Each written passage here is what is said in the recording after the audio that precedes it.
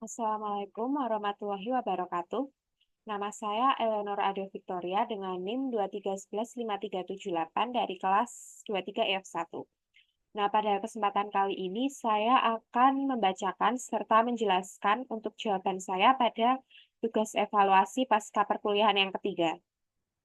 Nah, kita langsung saja ke soal yang pertama, yaitu mengapa memory cache sangat penting dalam sistem komputer. Memory cache sangat penting dalam sistem komputer karena fungsinya sebagai penyimpanan data sementara yang sering diakses oleh prosesor. Ini membantu meningkatkan kinerja sistem secara signifikan dengan cara yang pertama, mengurangi waktu akses data. Karena cache jauh lebih cepat daripada memori utama atau RAM. Prosesor dapat mengakses data yang sering digunakan dengan lebih cepat, sehingga mempercepat pemrosesan data. Yang kedua yaitu mengurangi beban pada memori utama.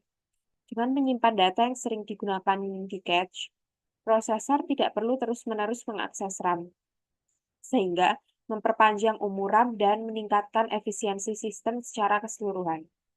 Dan yang terakhir, meningkatkan kinerja keseluruhan sistem.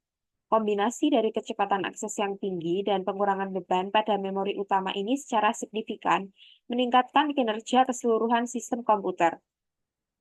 Lalu untuk soal yang kedua, yaitu apa perbedaan antara L1, L2, dan L3 cache?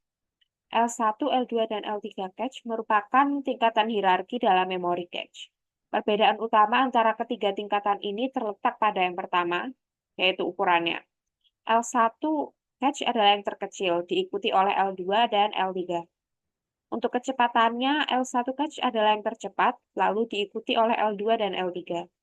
Kemudian untuk jarak dari prosesor, L1 terletak paling dekat dengan prosesor, baru kemudian diikuti oleh L2 dan kemudian oleh L3. Semakin dekat dengan prosesor dan semakin kecil ukurannya, semakin cepat aksesnya. Namun, kapasitasnya juga semakin terbatas. Lalu yang ketiga, jelaskan tentang mapping cache memory. Mapping cache adalah mekanisme yang digunakan untuk menentukan lokasi penyimpanan data dalam cache. Ada beberapa jenis mapping cache, antara lain yang pertama ada direct mapping. Setiap blok memori utama hanya dapat disimpan di satu lokasi spesifik dalam cache.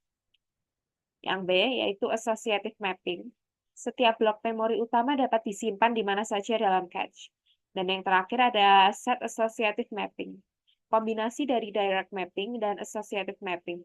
Memori utama dibagi menjadi beberapa set, dan setiap set memiliki beberapa baris cache. Lalu yang keempat, jelaskan tentang algoritma penggantian cache memory.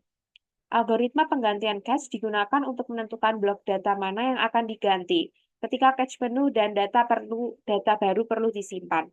Beberapa algoritma yang umum digunakan antara lain yaitu yang pertama ada list recently used atau LRU, mengganti blok data yang paling lama tidak digunakan.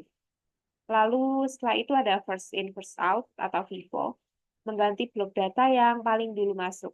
Lalu yang terakhir ada list frequently used atau LFU, mengganti blok data yang paling jarang digunakan.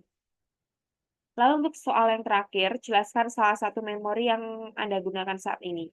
Saat ini saya menggunakan memori RAM, di mana RAM adalah komponen penting dalam sebuah komputer yang berfungsi sebagai tempat penyimpanan data sementara.